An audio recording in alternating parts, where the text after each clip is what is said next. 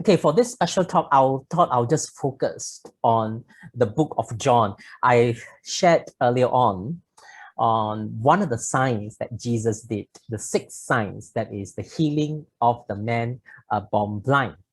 Now, the Gospel of John is known as the book of signs.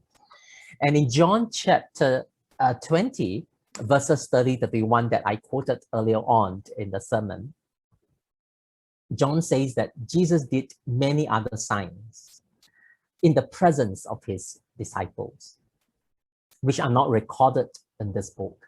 But these are written that you may believe that Jesus is the Christ or the Messiah, the Son of God, and that by believing you may have life in his name. Now, it's very interesting that throughout the Gospel of John, the word miracle is not used. When we read Matthew, Mark, or Luke, we always read that Jesus did this miracle. Jesus did this miracle.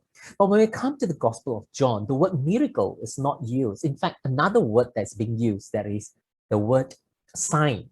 So in some of English translation, you can see that it is translated as sign, or it may be translated as miraculous sign, but it's not miracle.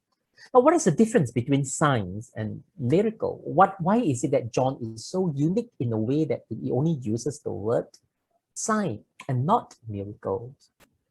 Now, when we look at miracle, we immediately know that something supernatural has happened. Something that has gone beyond the law of nature has occurred, and we see something supernatural. That is miracle. But sign is more than that. Sign focuses not on the fact that something has happened, but the sign focuses on the one that is doing this miracle. If this morning the interstate travel is permissible, I'll be traveling to Port Dickson. When I travel to Port Dickson, we can see the road sign that points us to Port Dickson, Seremban, Port Dickson if you come from KL. But the sign itself is not Port Dickson. It merely points us to the final destination where we are heading. Likewise, the signs in the Gospel of John point us to the one that is doing this, that is Jesus himself. That's why John tells us that Jesus did many other miraculous signs. Jesus did many signs. Why? So that we may believe in the one that is doing this, that is Jesus himself. So what are these 7 signs? In the Gospel of John, we see that the first sign that appears is Jesus turned the water into wine in a wedding in Cana. And then the second sign is Jesus healing the official son in John chapter 4. And then in John chapter 5, it is healing of invalid man for 38 years at the pool. The fourth sign is the feeding of 5,000. The fifth sign is Jesus walking on water. And then the sixth sign is the one that we have just reflected, Jesus healed a man that is born blind. And finally, the seventh sign is the raising of Lazarus. And it's quite interesting, if you look at this 7 sign, what does it tell us about Jesus, about his power and his authority? Each one of these signs display the power of Jesus over quantity that Jesus, over quality that Jesus can turn the water into good wine, over power and distance, Jesus can heal at the distance. Power over time. This man has been invalid for 38 years, and yet Jesus can redeem the time. Power over quantity. 5 loaves and 2 fish that can multiply to feed the 5,000. Jesus can walk on water. That's power over nature. And the man born blind, people may think that it was some sort of a sin or misfortune that happened to him, that he's born blind. Jesus has power over this. And finally, Jesus has power over death by raising Lazarus. So since we have seen the 6th sign, the sign of the man born blind, we will now focus on the rest of the signs. I'm going to take us quickly and see what does it reveal to us about Jesus. The first sign is turning the water into wine. We are quite familiar with this account. A wedding has taken place in Cana. And then when the wedding took place, he ran out of wine. And then Mary, the mother of Jesus, tell Jesus to do something, and Jesus said, my time has not come. And then later on, Jesus asked the servants to fill up to fill up the 6 stone jars, and then take the water from there and serve it to the guests. And then they realize that, hey, this water from the 6 stone jars that has been drawn has now been turned into wine. And then at the end of the Gospel of John, it tells us that this is the first sign that Jesus did. Today, if you are to visit Israel, we can visit Bethany. We can visit Cana, we can visit Cana. And there is a wedding church in Cana that commemorates this event. So this is the entrance to the wedding church in Cana. And if you walk around Cana today, there will be many shops that are selling wine, and they call it Cana wedding wine shop. We always say, don't buy this wine from them. The wine is not the best wine, unlike the wine that Jesus, the sign that Jesus did in Cana, that is good wine. The wine that they sell normally is the cheapest wine that you find, right? So there is a wedding, and they run out of wine. So what did Jesus do when they ran out of wine? And what Jesus did was to ask the servants to fill up these 6 stone jars of water, and to use this water to serve the guests. Now, what is the significance of these 6 stone jars? Now, if you have your Bible, we can turn to John chapter 2, and we just get a glimpse of what Jesus was doing here. John chapter 2. If you look at verse 6, John chapter 2, verse 6, nearby stood 6 stone water jars, the kind used by the Jews for ceremonial washing, each holding from 20 to 30 gallons. Jesus said to the servant, fill up the jars with water. So they filled them to the brim. And he told them, you draw some out and take it to the master of the banquet. And they did so, and it was a choice wine. Now, these 6 stone jars that we see are jars that are being used to store water for ceremonial washing. Now, these are the water that the host will often use to wash the feet of the guests when they arrived at the home, partly because in those days people walk and you're wearing sandal and you walk on dusty feet, so your feet will be dirty. So the servants will then pour water over you to wash off the dirt, so that you enter the house, you can recline by the dining table and no one will smell your smelly feet. So it's used for purification, it's used for ceremonial washing. Now, it's very interesting. What is being used for ceremonial washing, to wash away the dirt in our feet or whatever that may be, is now being used to serve the people to drink. I wonder how you would have felt if you were the servant. You might be horrified that Jesus is telling me to bring this water and to bring it to the master of banquet and subsequently serve it to the guests. Can you imagine what kind of water the guests will be drinking? But it turned out that this is the best wine. And the master of the banquet says in verse 10, everyone brings out the choice wine first, and then the cheaper wine after the guests have had too much to drink, but you save the best until the last. And the Gospel of John tells us that this sign that Jesus did in verse 11 as the first sign. When Jesus did here in Cana of Galilee was the first of the signs through which he revealed his glory, and his disciples believed in him. Jesus revealed his glory by turning the water into wine. And the result is the disciples believed in him. Remember, earlier on I read in John chapter 20, Jesus did many other signs. And the purpose is that you may believe that Jesus is the Christ, the Son of the living God, and by believing his name, you have life eternal. So the disciples saw what Jesus did and they believed in him, and Jesus revealed his glory. Some interpreters even push this narrative further by using the water from the 6 stone jars for purification and turning into the wine. Some scholars have suggested that this actually foreshadows Jesus' death himself on the cross. all this religious cleansing can wash away the dirt that is outside our body, our external dirt or whatever it is, but can never wash what is within us, the dirt that is within us, the sin that is within us. It was only through the blood of Jesus that we have full redemption and the forgiveness of sin. So this is the first sign to show the glory of Jesus, and the disciple believed in him. So that was the first sign. Now let me quickly move on to the second sign. The second sign is found in John chapter 4, the healing of the official son. If you have the Bible, let's turn to John chapter 4. I'll read to you from verse 43. Now, after 2 days, he left for Galilee, and now Jesus himself had pointed out that the prophet has no honor in his own country. When he arrived in Galilee, the Galileans welcomed him, and they had seen all that he has done in Jerusalem at the Passover festival, for they also had been there. Once more, he visited Cana in Galilee, where he had turned the water into wine. There was a certain royal official whose son lay sick at Capernaum.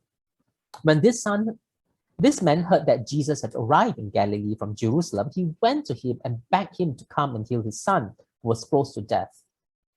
Unless you people see signs and wonders, Jesus told him, you will never believe. This royal official said, Sir, come down before my child dies. Go, Jesus replied, your son will live. This man took Jesus at his word and departed. While he was still on his way, his servant met him with the news that his boys were living. When he inquired as to the time when the son got better, he said to himself, yesterday at 1 p.m, the fever left him. Then the father realized that this was the exact time at which Jesus had said to him, your son will live. So he and his whole household believed. This was the second sign Jesus performed after coming from Judea to Galilee. So this is the second sign. And you notice that Jesus had power over distance. Jesus did not even need to travel with this royal official all the way to his home in Capernaum in order to heal him. Jesus just say the word, go, your son will live, and the fever left his son. And at the end of this sign that Jesus did, we see that the royal official in verse 53 and his entire household believed. So if you follow John's narrative, you will always see that after a sign has been performed, has been done by Jesus, it begs the people who is witnessing the sign to respond to Jesus.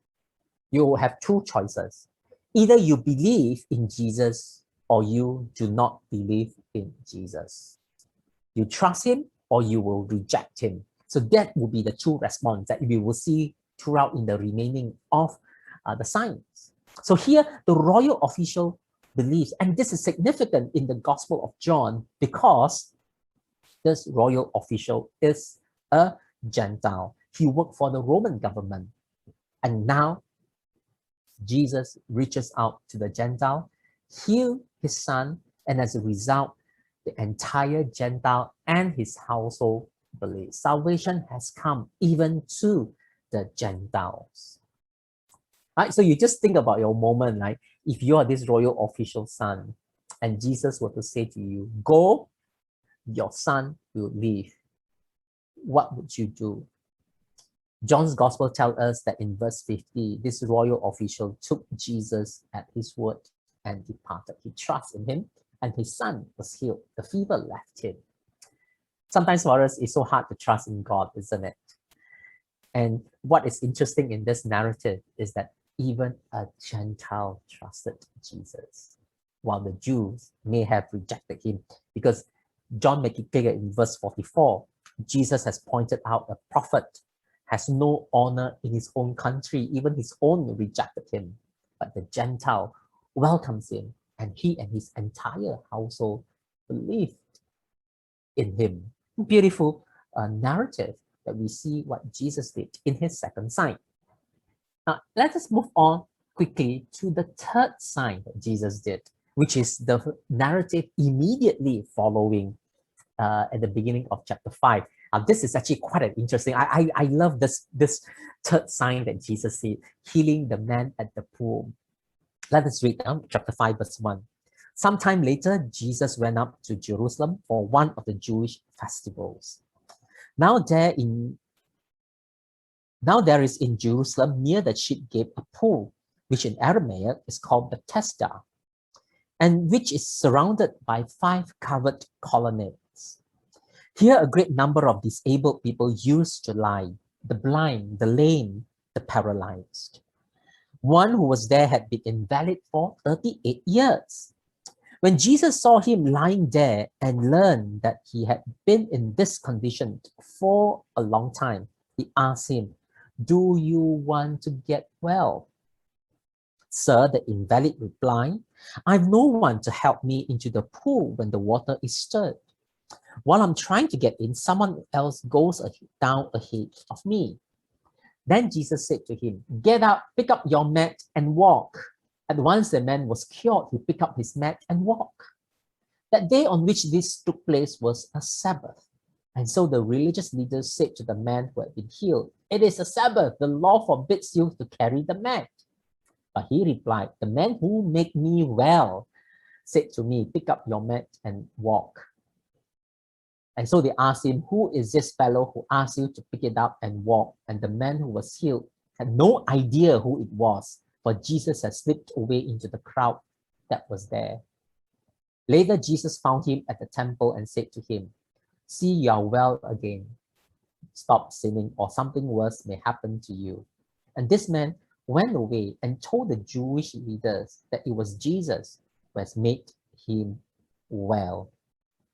And so, because Jesus was doing these things on the Sabbath, the Jewish leaders began to persecute him. This is the third sign. Jesus healed a man that was invalid for 38 years. And the result of this healing is that the religious leaders begin to persecute Jesus. They not only not believe in Jesus, they wanted to get rid of Jesus. But what this event happened in Jerusalem, in the pool of Bethesda, is interesting itself. Today, if you were to visit the pool of Bethesda, you can see that there are buildings built over the original pool.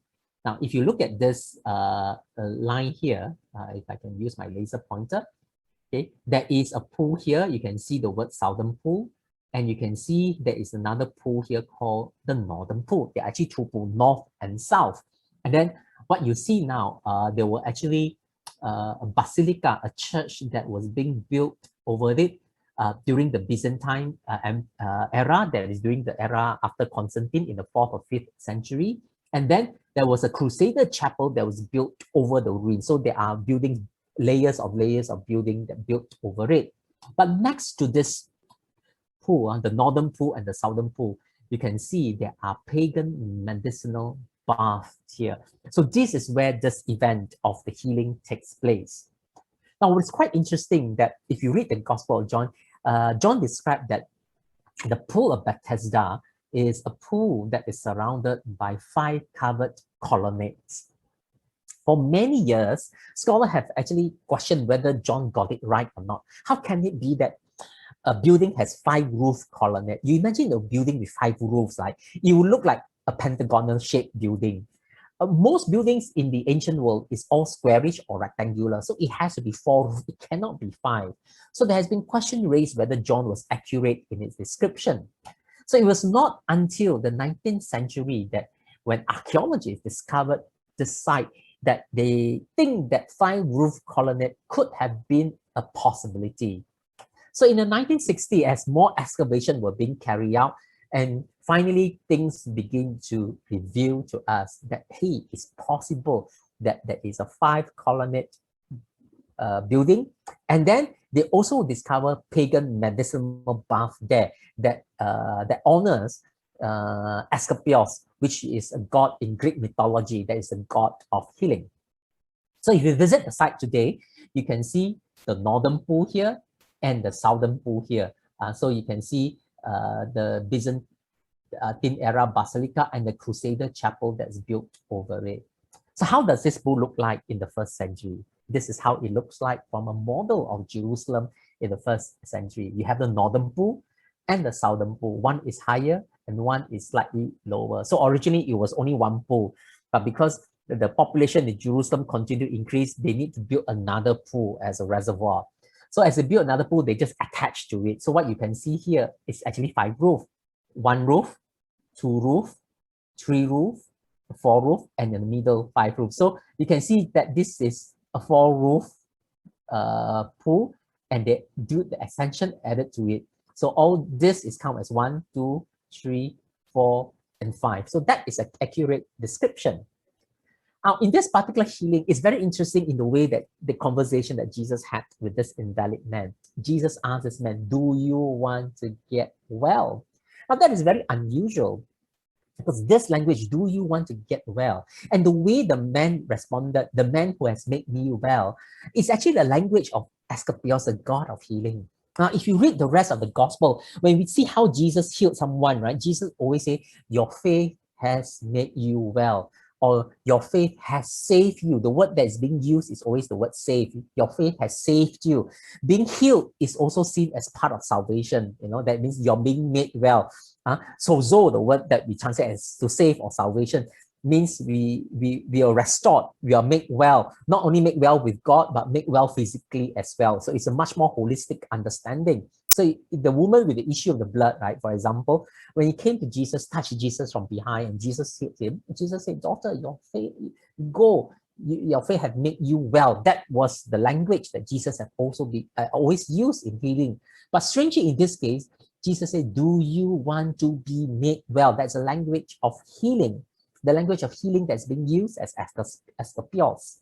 Now, what is interesting, as I said earlier on, it was discovered and displayed, there is a temple dedicated to Asclepius. Asclepius is a god of healing. So because there is a temple of Asclepius, people would, of any form of sickness, would come to this temple and they will ask Asclepius to heal them. And then when Asclepius heal them, they'll make a replica of the parts of the body and dedicate it to this powerful god of healing, Asclepius. Now, what is interesting is that outside this temple of Asclepius, there were many people that were paralyzed. We read from John chapter 5. People that are blind, people who are lame, and the paralyzed. And one man was there for 38 years. It's quite interesting if you read this narrative. There are so many people that were sick, but for all the sick people, Jesus only narrowed down to one person, healed this person. This person has been invalid for 38 years. Probably the person that has been there the longest period of time. We don't know. I'm just suspecting. Can you imagine if you make your pilgrimage to Jerusalem every year? You will see this man. Hey, you're here. Next year you come. Hey, you're still here. Next year you come. Hey, you're still here. You have not been healed. You're still waiting to be healed. No, whereas this man said other people has been healed. They have left, but he's still there for 38 years. So Jesus healed this person. Now, what is so significant about this narrative? This person lies outside the temple of Asclepius, seeking for healing. Where is this God of healing who claims that he is a compassionate God, who claims that he can heal all kinds of diseases of the people who come to him? Yet, outside this temple, there was a man who was invalid for 38 years. It's as if this God is blinded to the plight of this man for 38 years. Until a far more powerful God, Jesus himself, appears in the scene and healed this man just by saying the words, "Get up, take up your mat and walk." And this man did so. You might want to see that there's like a contestation of power that's going on. Who is the most powerful God? Is this God of healing? No, someone is outside his temple for 38 years. He turned a blind eye. But Jesus, who came to Jerusalem, sought out this man and healed him and revealed himself to him. That is the third sign that Jesus did. And as a result, the Jews didn't believe in Jesus. They wanted to persecute him. We move on to the fourth sign. John chapter 6 of Jesus feeding 5,000, a very familiar narrative for all of us. And if you go to Israel today, we can visit this church called the Church of Multiplication, where the feeding of 5,000 is being commemorated here. Now, this sign is significant because it is this sign that Jesus revealed himself to the disciples as well. And after the sign that Jesus did by performing the sign, this miracle of feeding the 5,000, Jesus continued to speak to the crowd where he revealed himself as, I am the bread of life. Jesus is the bread of life. Would you believe or would you not? So if you read the rest of John chapter 6, we will see that some of the people find that the teachings of Jesus was too difficult and they decided to walk away. And that's when Jesus turned to the disciple and asked them, do you want to leave too? And Peter said, where can we go? You have the words of eternal life. Again, this sign puts the people before Jesus, places the people before Jesus a choice. You want to believe in him or you want to reject him. The choice is yours. Some believe, some do not. But what is interesting in this particular church that commemorates this event is the altar itself. It was believed that this is the big rock that Jesus would have put the 5 loaves and 2 fish and lifted it up and then multiplied it. Right in front of the altar was a mosaic describing this event. And the mosaic looks like this. There's 2 fish and there was a basket. But if you look carefully at the basket itself, there's only 1, 2, 3, 4. There's only 4 loaves. But the biblical narrative tells us that there are 5 loaves and 2 fish. Where is the other loaf? There are 2 interpretations is given to this particular mosaic. There are only 4 loaves because the 5th loaf Jesus was holding in his hand as he was praying to the Father, giving thanks to the Father before he multiplied it. That's one possibility. But behind this, there's also another theological implication. Let us not forget, Jesus himself says that I am the bread of life. So what this mosaic was trying to remind us is that let us not forget Jesus himself is the 5th loaf, as it were, because he is the bread of life. I am is with us. Do we believe in this I am? I am the bread of life. That is the 4th sign. I am the bread of life.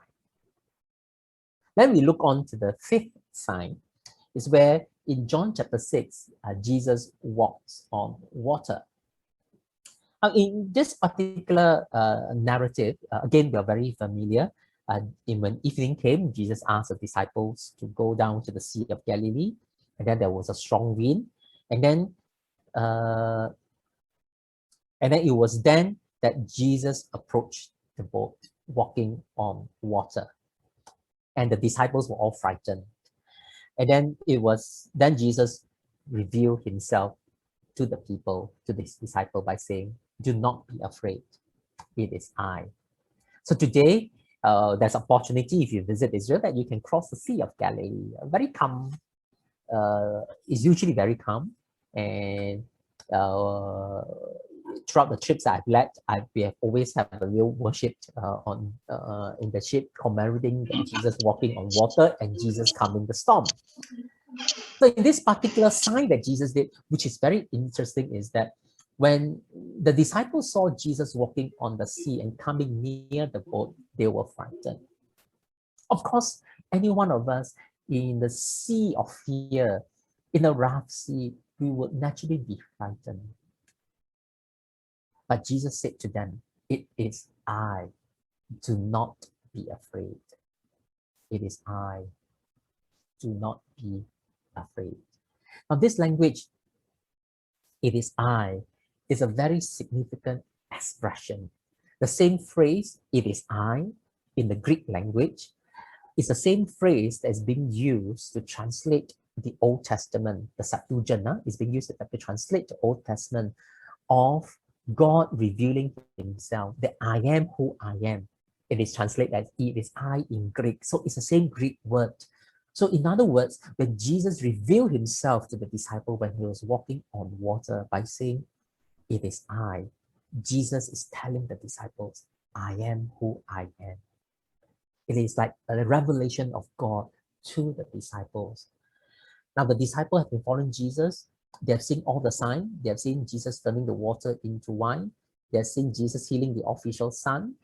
They have seen Jesus multiplying the loaves. They have seen Jesus healing an invalid for 38 years. And now they have seen Jesus revealing himself to them as God.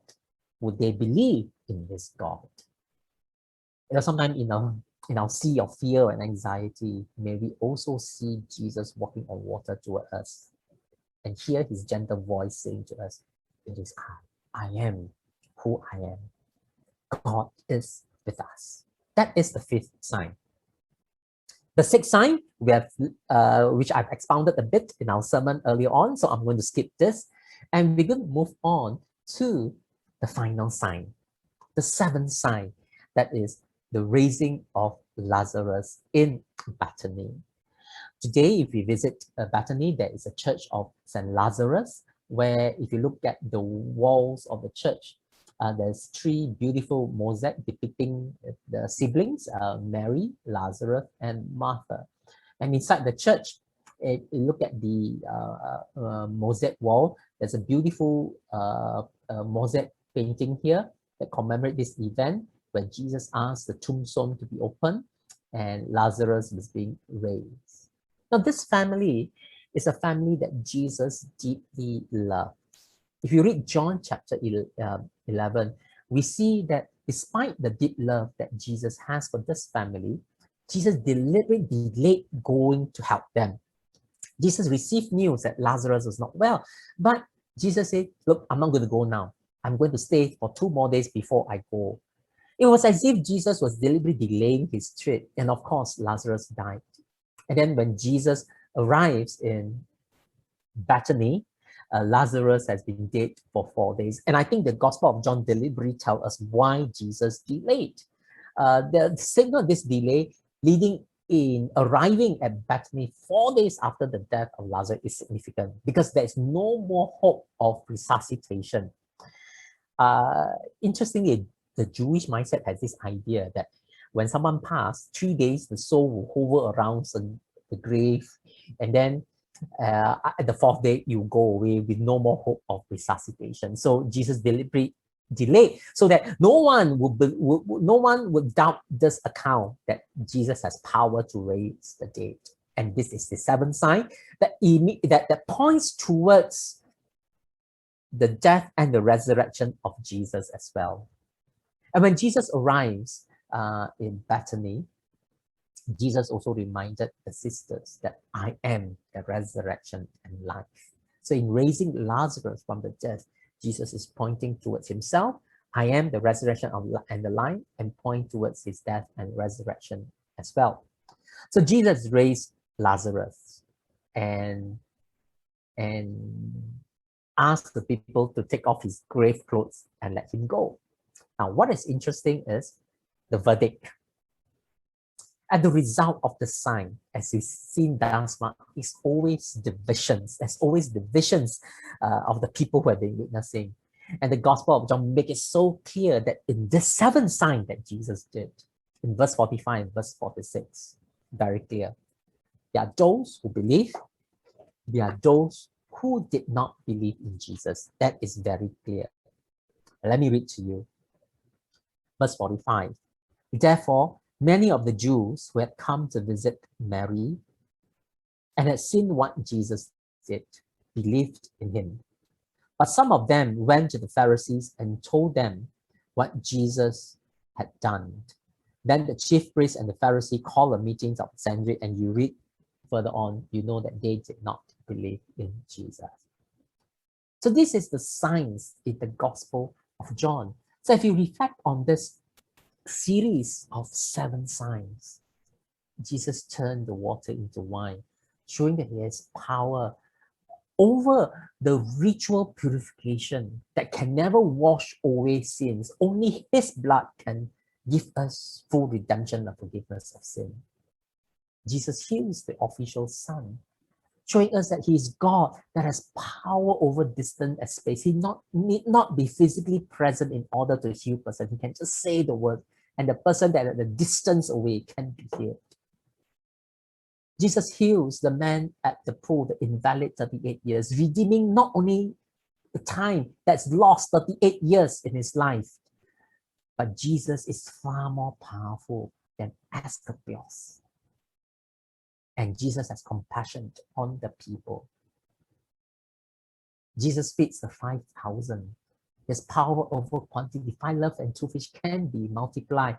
And as a mosaic on the floor, the altar reminds us there's only 4 loaves in the basket. Let us not forget that Jesus himself is the bread of life.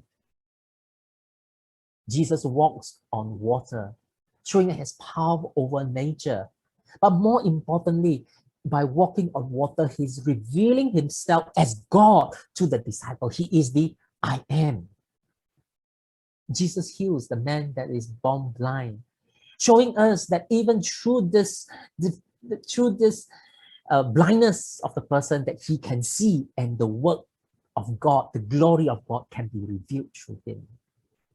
And finally, in raising Lazarus from the dead, Jesus claims that he is the resurrection and life, and has power over death.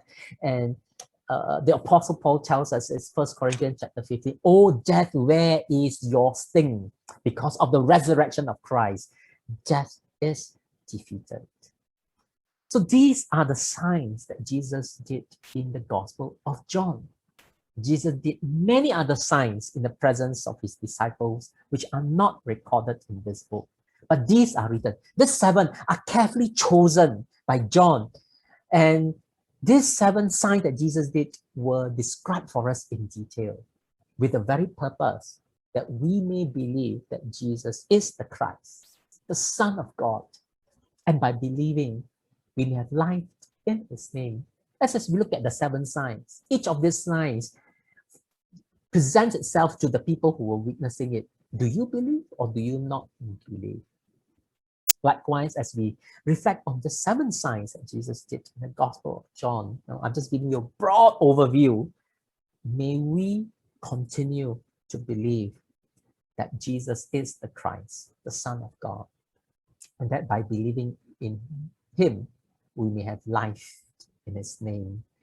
And may the scriptures, as we reflect on the 7 signs, encourage us and comfort us even in times of difficulties, that God is with us. He is the I am that has not abandoned us. And may we always look to him.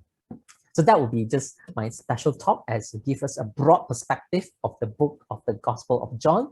And as you read the Gospel of John in your own devotion or in your own study, may the Spirit continue to work in your life, enlighten you, and may the scripture come afresh to you, and as you reflect on it and as you apply them into your life.